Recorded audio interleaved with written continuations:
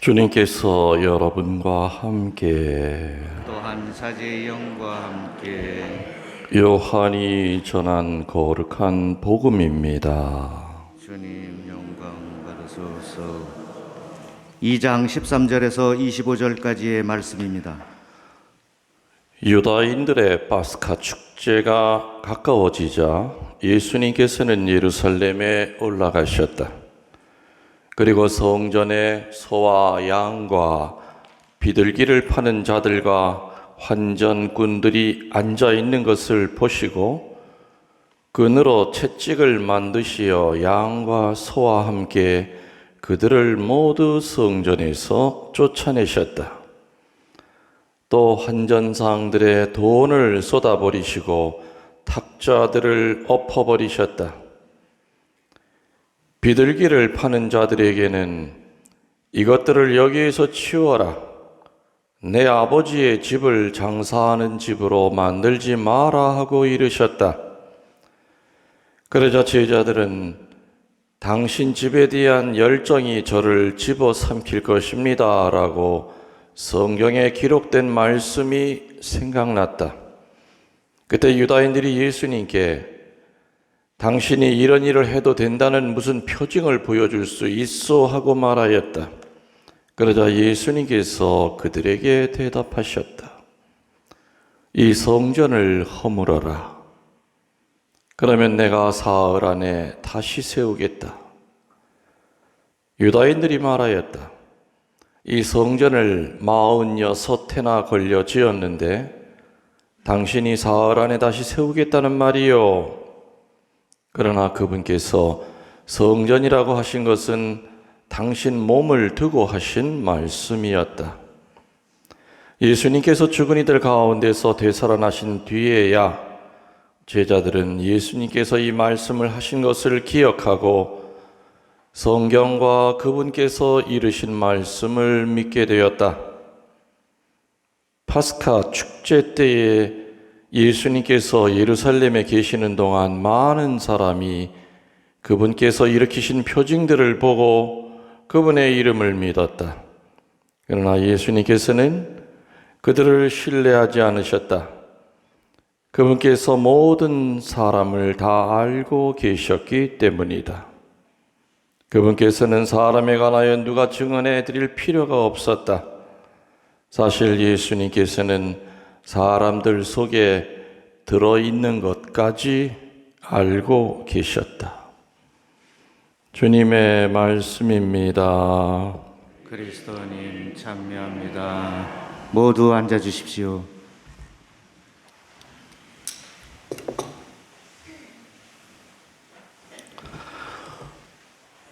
참 예수님, 주님의 평화를 빕니다.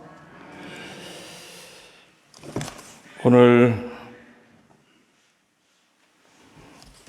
교사 7사람 임명인데 2명은 못 나왔죠? 또 우리 교사들은 지금 신입 교사 한번 손 들어보세요. 둘, 손 내리고. 우리 재훈 교사는 몇 년 했죠? 10년 차. 교사하느라고 장가도 아직 못 갔어요?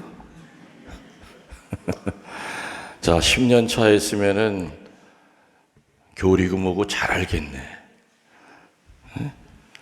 오늘 복음에 파스카 축제일이라고 하는 단어가 2번이 나왔는데 파스카 축제가 뭐예요? 우리 한번 알고 넘어갑시다. 우리 교리 선생님이 한번, 주일학 선생님이 한번 얘기해 보세요. 대략 파스카 축제가 뭐다? 아이들한테 뭐 가르칠 거 아닙니까?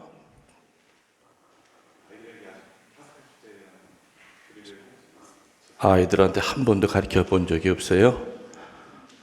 이거 우리 서운동 성당 교리의 문제가 이게 뻥 뚫어져 있구만, 이게. 큰일 났네, 큰일 났어.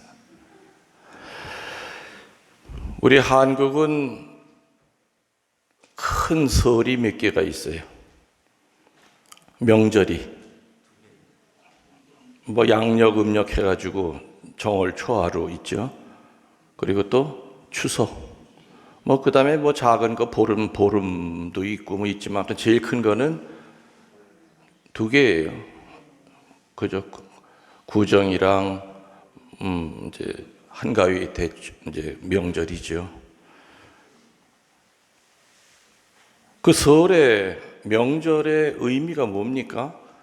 크게 세 가지예요. 회상하는 거예요. 기억하는 거예요. 돌아가신 어른들 기억하고, 그리고 또 뉘우치는 거예요. 잘못 산 것에 대해서. 그리고 마지막으로는 축복을 비는 거예요. 우리 한국의 명절의 의미가 그 세 가지. 회상하고, 뉘우치고, 또 하나는 축복을 비는 거. 그럼 유대인들에게 있어서 설은 몇 개나 되느냐? 이번 기회에 한번 확실히 알아두세요. 세 개가 있어요. 유대인들의 3대 절기라고 그래요. 유대인들의 3대 절기. 교사들 잘 들어요. 애들한테 가르쳐야 되니까. 유대인들의 3대 절기 중에 첫 번째가 뭐냐면은 바로 파스카 축제예요. 파스카라고 하는 말은 그리스어예요. 원래 히브리 말로는 페사르라고 그래요. 페사르 축제. 또 다른 말로 뭐라 그러냐면은 과월절이라고 그러기도 하고 유월절이라고 그러기도 그래요. 다 같은 말이에요. 파스카 축제나 과월절이나 유월절은 다 똑같은 말이에요. 유월절 할 때 유자는 넘어갈 유자예요. 1, 2, 3, 4, 5, 6 해서 그 유자가 아니라 6이 아니라 달라요. 과월절도 마찬가지고 아무튼 넘어가는 절이. 파스카라고 하는 그 말은 어디서 나왔느냐? 출애굽기 12장에 보면은 모세가 이집트 왕에게 우리 백성 내달라 하니까 안 내줬죠. 그래서 마지막 10번째 재앙을 내렸어요. 그 재앙이 뭡니까? 이 땅에 있는 모든 맛배들을 오늘 밤에 내 목숨을 끊어놓겠다. 이렇게 예언을 하고 유대인들에게 가서 뭐라고 그랬어요? 자, 빨리 양을 잡아서 양의 피를 너희들이 들어오는 그 집에 문의 상인방에다가 이렇게 칠해라. 그러면은 오늘 밤에 죽음의 사자가 에집트를 쫙 돌면서 첫 번째로 난 인간이든 짐승이든 다 죽일 것이다. 그런데 양의 피가 이렇게 묻혀져 있는 그 집은 거르고 지나갈 것이다. 그래서 파스카라고 하는 말이 영어로 하면은 pass over, 거르고 지나가다 그 뜻이에요. 그게 바로 파스카예요. 다시 말하면은 에집트의 그 종살이에서 그날 풀려났지 않습니까? 에집트 온 모든 맛배들이 다 죽어나가니까 10번째 재앙 끝에 이제 나가. 아우 이 지겨운 인간들 이제 나가. 포기했어요. 그래서 파스카 축제라고 하는 것은 에집트의 노예살이에서 풀려난 것을 기념하는 날이에요. 그래서 이스라엘의 달력으로 니산달 15일이 바로 15일 저녁이 파스카 축제를 하는 날이죠. 성경에 보면은 예수님께서 최후의 만찬하신 날이 바로 유월절이라고 그랬어요. 그래서 1월, 지금 우리 달력으로 따지면은 한 1월 15일 정도, 15일 저녁만 우리가 가리키는 것이 바로 파스카 축제 날입니다. 그리고 그 밤이 지나고 나면은 뭐가 시작이 되느냐? 무교절이 7일 동안 계속이 돼요. 무교절. 이때는 누르기 안 들은 빵을 먹고 구운 양고기를 먹고 아주 쓴 나물을 먹어야 돼요. 에집트에서 탈출한 것을 기억하기 위해서. 그래서 유대인의 3대 절기인 파스카 축제는 다른 말로 뭐라고요? 과월절, 유월절이라고 그랬고, 이날은 뭘 생각한다고요? 이때는 에집트에서 해방된 것을 기억하는 날이다. 두 번째 절기가 뭐냐? 77절이라고 그래요. 펜타코스트라고 그러는데, 이 77절은 뭐냐? 3월에 해당이 되는데 3월 달에 합니다. 이때는 뭘 기리는 거냐? 시나이 산에서 하느님의 영광을 보고 십계명을 받아 내려온 것을 기념하는 날입니다. 그래서 이때는 첫 수확을 기념하는 축제가 벌어지죠. 이걸 77절이라고 그래요. 마지막으로 세 번째는 장막절, 다른 말로 초막절이 있어요. 초막절은 9월에서 10월경에 지켜집니다. 이때의 의미는 이스라엘 백성이 40년간 약속의 땅 가나안으로 가는 그 과정을 재현합니다. 그래서 이때가 되면은 유대인들은 임시 장막을 짓고 그 안에서 살아요. 그러면서 먹고 즐기는 축제예요. 자, 지금 간단하게 유대인들의 3대 절기, 파스카 축제, 77절, 초막절, 과월절, 유월절, 여러분들이 성경을 읽다 보면은 이 단어랑 안 마주칠 수가 없습니다. 이 과월절이 뭐고, 유월절이 뭐고, 파스카 축제가 뭐고, 초막절이 뭐고, 이건 아주 기초 상식 중에 상식이에요. 그냥 교사들 제대로 배우라 이거예요. 엉터리로 가르치지 말고 아이들. 아시면지 뭐 성경에 어차피 안 읽는데 뭐 과월절이면 뭐 또 유월절이면 어떻습니까? 뭐 그러신 분들한테는 할 말이 없지만 성경을 제대로 하려면 좀 상식은 갖고 읽으셔야죠. 그래서 유대인들은 큰, 우리로 따지면 명절이 3개 있다고 그랬어요. 첫 번째가 파스카 축제. 그거와 같이 파스카 축제는 딱 저녁 나절, 저녁 무렵이에요. 그거 끝나고 나면 무교절이 시작이 되고, 그 다음에 77절은 3월 달에 하고, 초막절은 9에서 10월경에 하는 이 3가지의 명절이 유대인들이 치르는 가장 큰 축일입니다. 아셨죠? 오늘 예수님이 성전 안에서 하시는 모습을 보면 거의 조폭 수준이에요. 그죠? 회초리를 만들어가지고 양과 염소리를 막 쫓아내고 환전상들의 그냥 책상을 뒤집어 엎으면서 그냥 소리 지르고 나가라 그리고 거의 실성한 사람 같아요. 오늘 예수님이. 그리고 성경에 어디를 봐도 예수님이 이렇게 화내고 분노한 것은 여기밖에 없는 것 같죠. 물론 예수님이 화내신 적은 많아요. 베드로한테도 그랬고 바리새이와 율법학자들한테도 그랬고. 아무튼 오늘 예수님의 분노에 찬 모습은 우리들에게 큰 충격을 줍니다. 왜냐하면 예수님은 늘 사랑만을 강조하시고 용서만을 강조하셨던 그분이 오늘 거의 조폭 수준으로 다 들러엎고 난리 법석을 떨면서 장사꾼들을 쫓아내십니다. 지금 저는 예수님의 분노라고 그랬지만은 엄밀히 따지면 예수님이 하시는 분노는 우리의 분노와는 다르죠. 예수님의 분노를 우리들은 의노라고 그럽니다. 의로운 분노라고 그럽니다. 우리들이 하는 것은 진노, 말 그대로 분노입니다.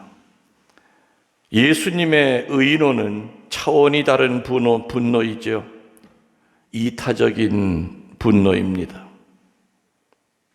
예수님은 어느 때 의노를 보이셨는가? 하느님과 인간을 괴롭히는 조직이라든지 인간이라든지 사상이라든지 그런 거 앞에서는 예수님은 절대로 한 발도 뒤로 물러서지 않고 정의롭게 그것을 없애기 위하여 목숨을 바쳐가면서 싸우셨습니다.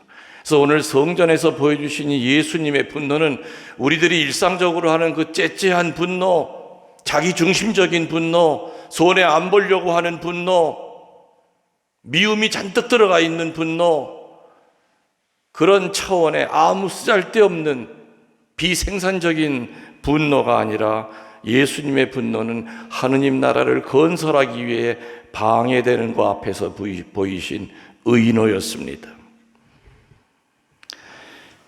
우리들은 사실 의노를 보여야 할 때는 분노합니다.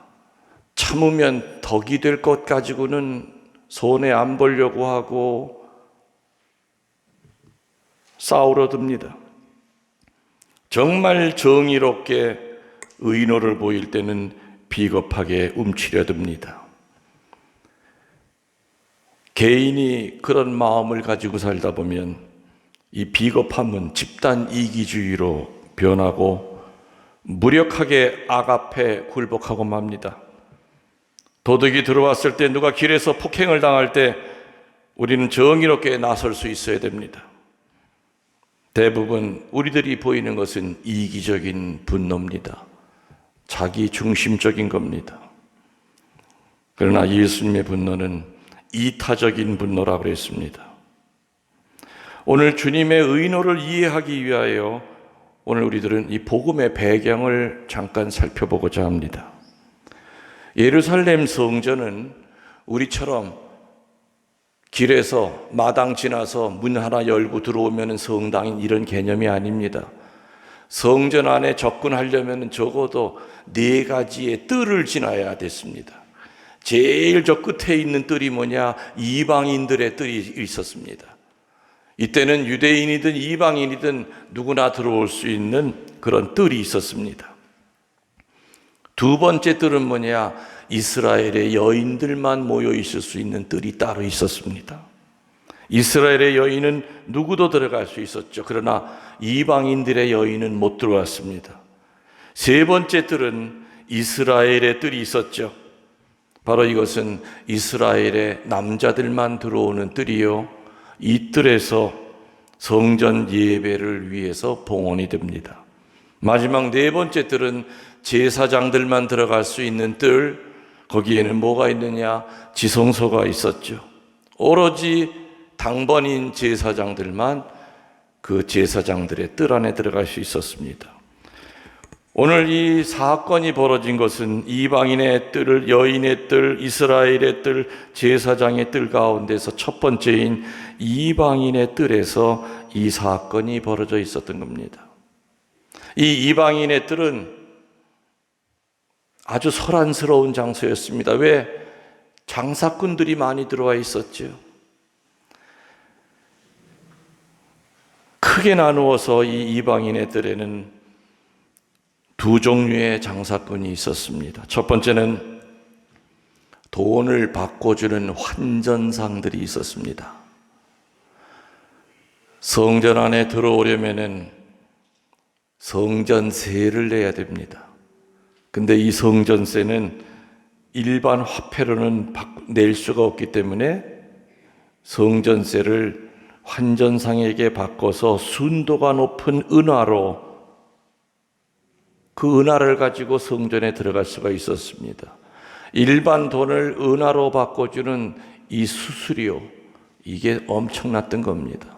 그래서 이 환전상들은 그 수수료를 챙기면서 피를 빨아먹고 있었습니다. 일반 순례자들의 피를. 두 번째 장사는 뭐냐? 비둘기라든지 양을 파는 장사꾼들이었습니다. 돈을 바꾸어 줄 때 수수료를 띄는 것보다도 더 나쁜 사람들이 바로 이 비둘기 장사꾼들이었는데, 열심히 파스카 축제를 위해서 1년 동안 비둘기를 기르고 양을 열심히 길러서 성전에 갖고 들어가려고 하면 어떻게 되느냐? 검시관들이 있습니다. 검시관들은 어떻게 해서든지 꼬투리를 잡아서 밖에서 기르고 길러서 데리고 온 가축들을 퇴짜를 놓습니다. 이거 비둘기 털 색깔이 안 좋구만. 이 염소의 뿔이 왜 이렇게 갈라져 있어? 멀쩡한데도 말이죠. 그래서 일반 순례자들은 울며 겨자 먹기로 성전 안에서 파는 비둘기, 염소를 사가지고 들어갈 수밖에 없었던 겁니다. 그런데 그 비둘기 값이 밖에서 사는 비둘기 값이랑 비스무리한다면야 누가 뭐라고 그러겠습니까마는 무려 15배에서 20배 차이가 났습니다. 그래서 한번 성전에 들어가려면은 환전상한테 수수료 띄지요.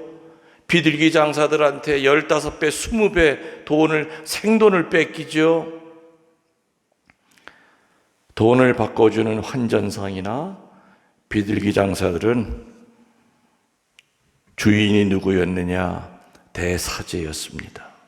그 대사제가 직접 운영하는, 직영하는 그러한 장사꾼들이었죠. 매점, 매석이 판을 치고 있었던 겁니다. 그래서 예수님은 그 환전상들과 그 비둘기 장사들을 갖다가 채찍질을 하면서 상을 들러엎으면서 내 아버지의 집을 장사꾼들의 소굴로 만들지 말아라. 의노를 보이신 겁니다. 물론 거기 왔던 수많은 순례자들은 얼마나 불만이 많았겠습니까? 성전에 들어가면 이렇게 돈을 뜯기니까. 그렇지만 아무도 얘기를 할 수가 없었습니다. 왜냐? 거긴 또 깡패들이 있었습니다. 대사제가 고용한 조폭들이, 어깨들이 거기 있다가 누가 불만 일으키려고 하면 뒤에서 허리춤을 잡아주고 끌려갔죠. 신나게 두드려 맞고 성전 밖으로 쫓겨났던 겁니다. 만일에 대항하면 목숨까지 잃었습니다. 그래서 이건 성전이 아니라 범죄자들의 집단 소굴이었고 장사꾼들의 소굴이었던 겁니다. 서슬이 시퍼런 그 이방인의 뜰에서 예수님은 아주 목숨을 걸고 오늘 다 들러엎은 겁니다. 그 광경을 내려다보고 있던 대사제들은 저것 봐라, 저거 죽으려고 환장을 했구나. 오늘 이 성전에서 정화시키는 이 사건 때문에 예수님은 목숨을 스스로 재촉하신 겁니다. 죽음을 재촉하신 겁니다. 빨리 죽여야 되겠다. 오늘 예수님의 이 의노를 우리들은 묵상을 해야 됩니다. 예수님의 노여움은 크게 두 가지를 향하여 항상 보여주셨는 첫 번째, 사람을 착취하는 사람들입니다. 특별히 종교의 이름을 빙자해서 착취하는 자들을 향한 분노, 의노를 보이십니다. 예수님은 순례자들을 자기의 사리 사욕에 이용한 것에 분노하십니다. 성전의 당국자들은 그들의 목적을 위하여 착취하는 대상으로 순례자들을 삼았던 겁니다. 사람들을 착취한다는 것은 항상 하느님의 분노를 일으킵니다. 우리들도 물질적으로 혹은 정신적인 착취, 시간적인 착취를 안 하고 사는가 반성해 봐야 됩니다. 바티칸 공의의 정신 중에 하나가 나에게 필요 없는 여분의 것이 남아 돌아갈 때 나는 그것을 필요로 하는 사람의 것을 훔친 것이다 라는 충격적인 말을 했습니다. 내가 볼펜이 2개인데 하나만 가지고 쓰고 하나는 이건 그냥 벌써 오래전부터 안 쓰고 있는 거예요. 근데 어떤 사람은 볼펜이 하나가 없어가지고 못 써. 그랬을 때 여분의 것을 가지고 있다면 너는 하나도 없는 사람의 것을 훔친 것이다. 그러니 나눠라 이 뜻입니다. 베풀어라 이 뜻입니다. 인간에 대한 착취는 노예를 향한 것만이 아닙니다. 여러 가지 방향에서 우리들은 물질적으로 정신적인 착취, 물질적인 착취, 영적인 착취를 할 수가 있습니다. 두 번째로 오늘 예수님은 하느님의 성전을 모독한 데 대하여 분노하십니다. 성스러운 것을 상업화시키고 더럽힙니다.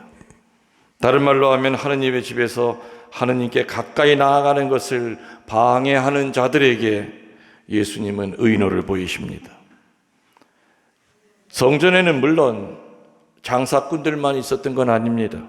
진정으로 하느님을 구하고 예배하고 기도하기를 원하는 목마른 사람들도 거기 있었지만은 장사꾼들의 흥정과 매매와 경매로 인한 소란 속에서 올바른 찬미를 드릴 수가 없었던 겁니다. 혹시 오늘날 나로 인하여, 우리 각자로 인하여, 내 경솔한 말과 행동으로 인하여 하느님께 나아가고자 하는 자들에게 분심을 주고 신앙생활에 방해를 줬던 적은 없었던가? 그렇다면 나 역시 진노의 대상이 될 겁니다. 성당에 나가고 싶다가도 너 하는 꼴만 보면 나가고 싶은 생각이 싹 사라진다. 이건 분명히 주님의 진노의 대상이 됩니다. 반대가 되어야 되겠죠. 너 이쁜 짓 하는 것 보면 나도 성당에 나가야 되겠다라는 말을 하게끔 해야 됩니다. 나로 인하여 걸려 넘어져서 성당에 못 나가게 한다면 장사꾼들처럼 성전에 기도하러 들어왔다가 그들 때문에 다시 되돌아가는 그 모습과 뭐가 다르겠는가? 성당에 다니는 사람들이 남에게 피해만 주고 믿지 않는 사람보다 더 이기적이고 입이 솜털보다 더 가벼워서 정내미가 떨어진다는 말을 들어서는 안 됩니다. 오히려 반대 이야기를 들어야 될 겁니다. 사순절은 침묵의 시기입니다. 그리고 사순절은 다른 사람을 향하여 손가락질하는 시기가 아니라 본인 자신에게 준엄한 검사 노릇해야 되는 시기입니다.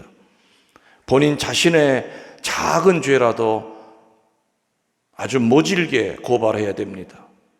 그래야만 우리는 진정 부활할 수 있다는 거 믿으면서 오늘 예수님의 의논은 하느님 나라와 인간 구원을 위해 방해가 되는 모든 조직과 사상 앞에서 그분은 의연하게 대처하셨듯이 우리들도 살아가면서 비록 의노를 보일 때 두렵고 무섭지만 그러나 이것이 주님의 뜻이라고 한다면 주님을 믿고 이 어지러운 세상에 우리는 분명히 분노를 보이는 인간으로 기억이 되어야 될 것이 아니라 의노를 보이는 사람으로 기억이 되기를 축원합니다. 아멘. 전능하신 천주 모두 성부 일어나십시오.